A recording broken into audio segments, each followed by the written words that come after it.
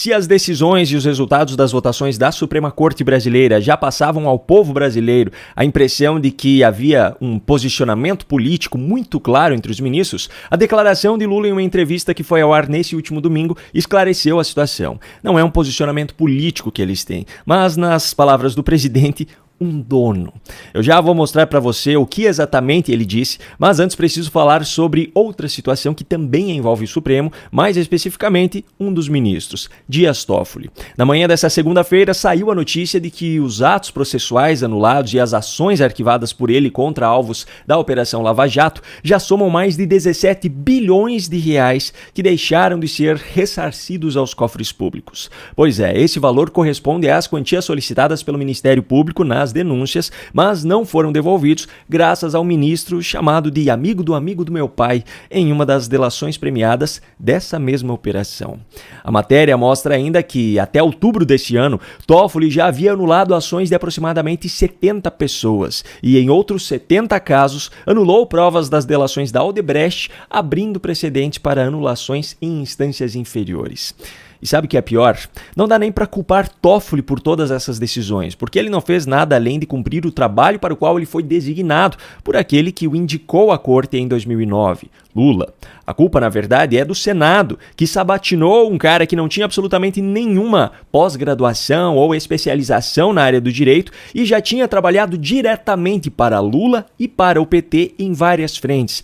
E mesmo assim, esse Senado achou que não haveria problema nenhum no fato desse cara ser um dos 11 ministros do Supremo Tribunal Federal. Bom, eu ainda vou falar mais sobre o Supremo nesse vídeo por conta da declaração de Lula na entrevista que eu mencionei no início dele. Mas antes eu preciso falar sobre outra notícia relacionada ao governo Lula, pois é mais uma evidência do tamanho da hipocrisia dos integrantes dessa gestão. Veja só, o Ministério da Saúde deixa vacinas faltarem em 11 estados e no Distrito Federal. Esses 11 estados são Goiás, Mato Grosso, Minas Gerais, Pará, Paraíba, Paraná, Rio Grande do Norte, Rio Grande do Sul, Santa Catarina, São Paulo e Tocantins. Até mesmo no Distrito Federal, onde fica localizada a sede do Ministério da Saúde, há desabastecimento de vacinas contra varicela, HPV, febre amarela, tríplice viral e tríplice bacteriana. No caso do Paraná, até mesmo a de Covid para crianças, que esse governo impôs como uma obrigatoriedade, está faltando. Não custa lembrar que, recentemente, o Ministério da Saúde incinerou mais de 10 milhões de doses por terem passado do prazo de validade. Na ocasião, o Ministério divulgou uma nota afirmando que não havia falta de vacinas no país. Mas essa coluna do Metrópolis, dessa matéria de hoje, consultou as secretarias de saúde dos estados e descobriu que é mentira. Essa situação poderia até ser considerada apenas como uma falha na gestão, algo que infelizmente é normal nesse país. Mas, como vem desse governo, sinceramente não dá.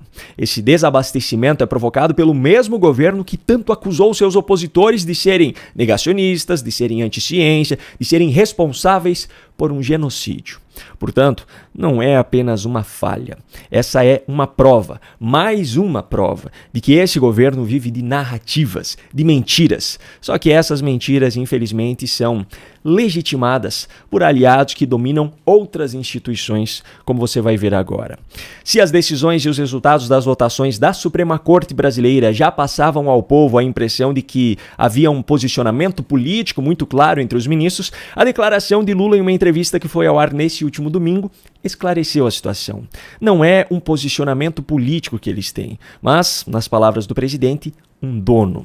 Acompanhe aqui comigo. Uma das perguntas da entrevista que Lula concedeu aos senadores Jorge Cajuru e Leila do Vôlei, que foi ao ar na noite desse domingo no YouTube e na Rede TV, foi sobre Nicolás Maduro, ditador venezuelano. Lula começou respondendo como já era de se esperar, fugindo e mentindo. Eu acho que o Maduro é um problema da Venezuela, não um problema do Brasil. Então, o que nós fizemos lá foi a gente acompanhar o processo eleitoral.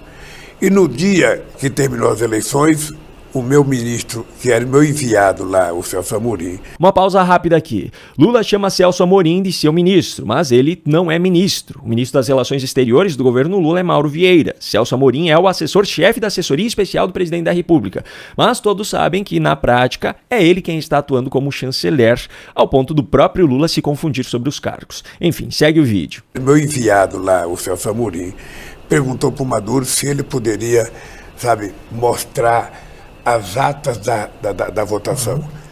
perguntou para ele e perguntou para o candidato da oposição. Os dois disseram que iam mostrar.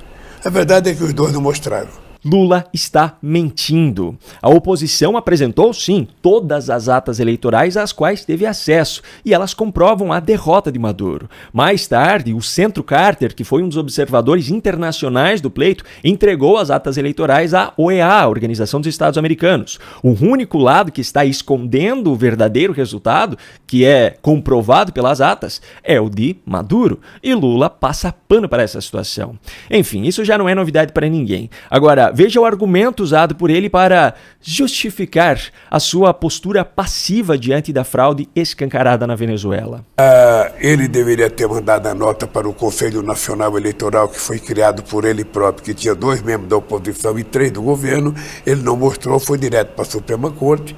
Eu não tenho o direito de ficar questionando a Suprema Corte de outro país, porque eu não quero que nenhum país questione a minha Suprema Corte, mesmo quando ela erra. Minha Suprema Corte. Porque eu não quero que nenhum país questione a minha Suprema Corte. A minha Suprema Corte.